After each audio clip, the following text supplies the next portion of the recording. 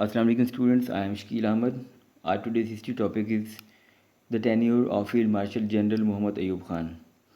Students, in the previous topic you have studied that on 24th October 1958, Major General Sikandar Mirza appointed Ayub Khan as the Prime Minister of Pakistan. On 27th October same year, Ayub imposed martial law in Pakistan. So after taking office as Chief Martial Administrator, he announced that he hoped that a period of military regime would settle the political and economic conditions in Pakistan. Further, he said that the government would provide a constitution that would combine democracy with discipline. So, the first step in Ayub Khan's constitutional reforms came with the introduction of basic democracy order on 26 October 1959. It was a four-tiered system in which ordinary people elected union council members who in turn elected district and divisional members. Further, later on, it was stated in the Constitution of 1962 that over 80,000 elected basic Democrats would also form the electoral college for the selection of president. So those BD members, the basic Democrats, over 80,000, they had been uh, given the right to elect the president and the members of central and provincial assemblies or legislatures. At the end of 1959, Ayub Khan asked the basic Democrats for a vote of confidence, and more than 95% of them declared their confidence in Ayub Khan. And on 17th February, he was confirmed as 17th February 1960. Ayub Khan was confirmed as president. Later on, immediately after that, the uh, duties of drafting the recommendation for new constitution came in progress. Now we will discuss the major terms and the provisions of 1962 constitution. That constitution was announced on 1st March 1962 and it was promulgated on 23rd March. The major provisions were as the president could not be removed unless impeached. Impeach means to bring a legal proceeding against a public figure or person. So it meant president could not be removed from his office or services without any legal trial. Second, the president nominated the cabinet from the members of the National Assembly. So it was a right kept by the president in his own hands to nominate the cabinet members. Third one, the president nominated the heads of the judiciary and the provincial governors. And further, those had to nominate their cabinets.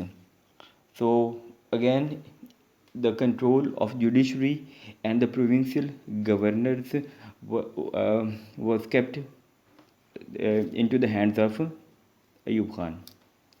Next one, the national legislature could not pass any law without the approval of president. So simply we can say that maximum powers and authorities were resting in the hands of president of Pakistan.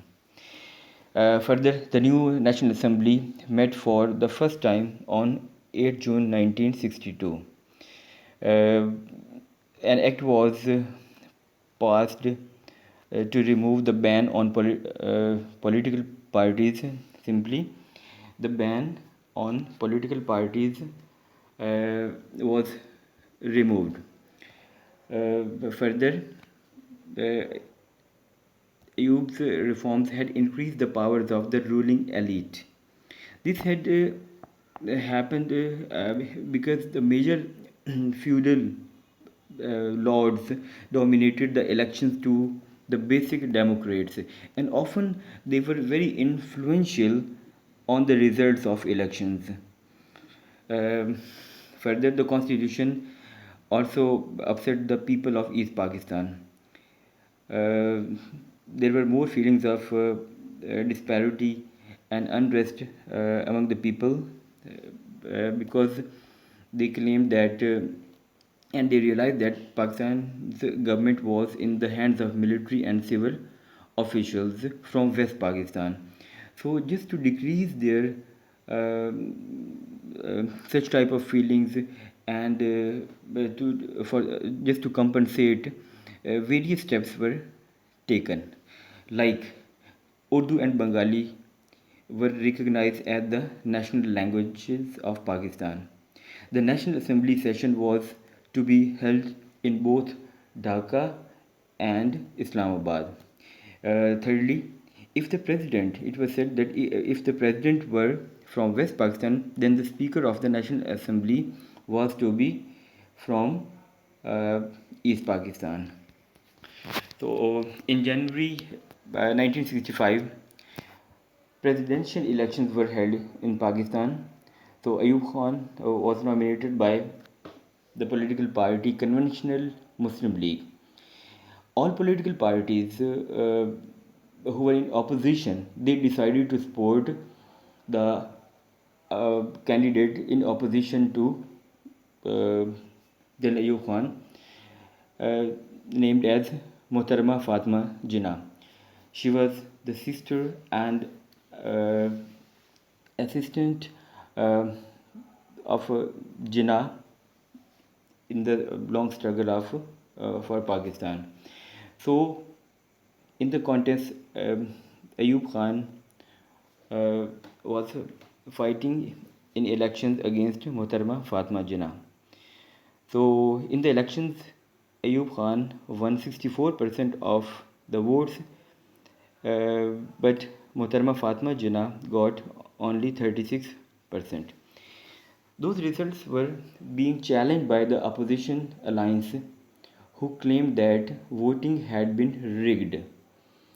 So there were mass rioting in Karachi and East Pakistan, in which 20 people were being killed. And Ayub Khan had been re-elected at the end, but at the price of riots by opposition groups who believed their candidates had been cheated in the elections. So, students, in the next session, we will discuss the reforms of Ayub Khan.